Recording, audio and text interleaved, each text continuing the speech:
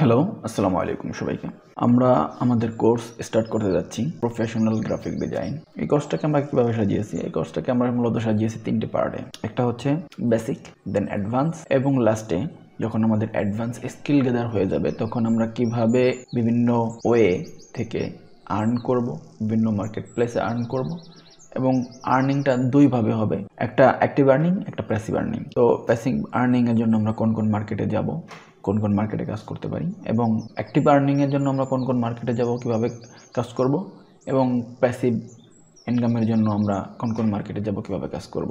এবং সর্বপ্রথমেই আমরা জানবো যে আমরা কোন সফটওয়্যার দিয়ে কাজ করব। যেহেতু আমরা ভেক্টর গ্রাফিক ডিজাইন নিয়ে ফার্স্টে শুরু করব, তো আমরা অ্যাডোবি ইলাস্ট্রেটর দিয়ে শুরু করব। গ্রাফিক ডিজাইন শিখতে গেলেই ইলাস্ট্রেটর শিখতে হবে, এই প্রশ্নটা আমাদের প্রথমেই আসে, কেন আমরা ইলাস্ট্রেটর শিখব। ইলাস্ট্রেটর হচ্ছে মোস্ট ইন্ডাস্ট্রির স্ট্যান্ডার্ড ভেক্টর গ্রাফিক সফটওয়্যার। ইন্ডাস্ট্রির স্ট্যান্ডার্ড বলতে আমি কি বোঝাচ্ছি, এটা হচ্ছে এমন একটা সফটওয়্যার যেখানে 90 থেকে 95% ক্লায়েন্টের রিকমেন্ডেশন থাকে ইলাস্ট্রেটর সফটওয়্যারের কাজ এবং ইলাস্ট্রেটরের ভেক্টর গ্রাফিক্সের ফাইলস।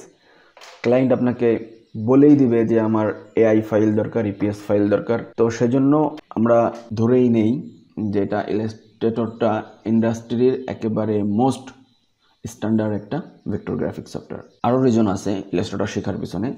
ইলাস্ট্রেটর এমন একটা সফটওয়্যার যেটা রেজুলেশন ইন্ডিপেন্ডেন্ট। আপনি যে কাজ করবেন সেই কাজের কোনো রেজুলেশনের কোনো বাধা ধরা কোনো নিয়ম থাকবে না। এটা একেবারে ইন্ডিপেন্ডেন্টলি আপনি জুম ইন জুম আউট করতে পারবেন যতটুকু আপনি চান।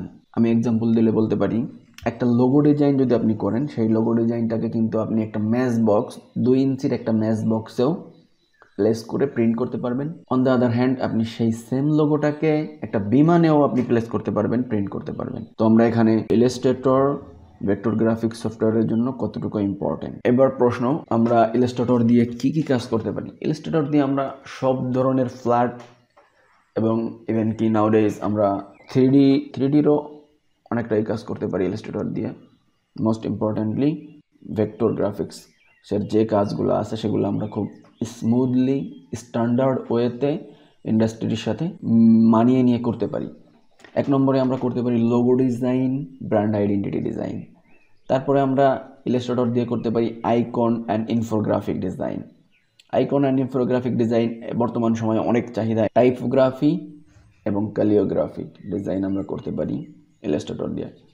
ক্যালিওগ্রাফিক ডিজাইন অনেক ডিমান্ডেবল। এবং ইলাস্ট্রেটর দিয়ে আমরা মোস্ট আরেকটা জিনিস করতে পারি, সেটা হচ্ছে ইলাস্ট্রেশন। ইলাস্ট্রেশনের খুব চাহিদা এবং ডিজিটাল ইলাস্ট্রেশনের জন্য ইলাস্ট্রেটরের কোনো বিকল্প নেই। ইলাস্ট্রেটর দিয়ে আমরা করতে পারি product design and packaging design. Illustrator দিয়ে আমরা করতে পারি ফ্যাশন, জিওমেট্রিক এবং প্যাটার্ন ডিজাইন।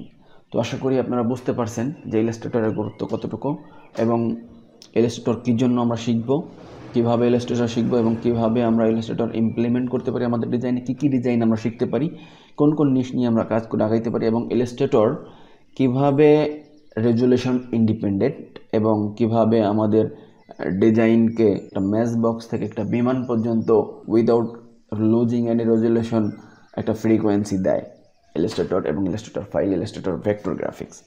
তো আশা করি আপনারা বুঝতে পেরেছেন কী জন্য আপনারা ইলাস্ট্রেটর শিখবেন। তো আমরা নেক্সট ক্লাসে ডিরেক্ট ইলাস্ট্রেটর দিয়ে কাজ শুরু করে দেবো ইনশাল্লাহ। তো সে পর্যন্ত সবাই ভালো থাকবেন। আল্লাহ হাফেজ।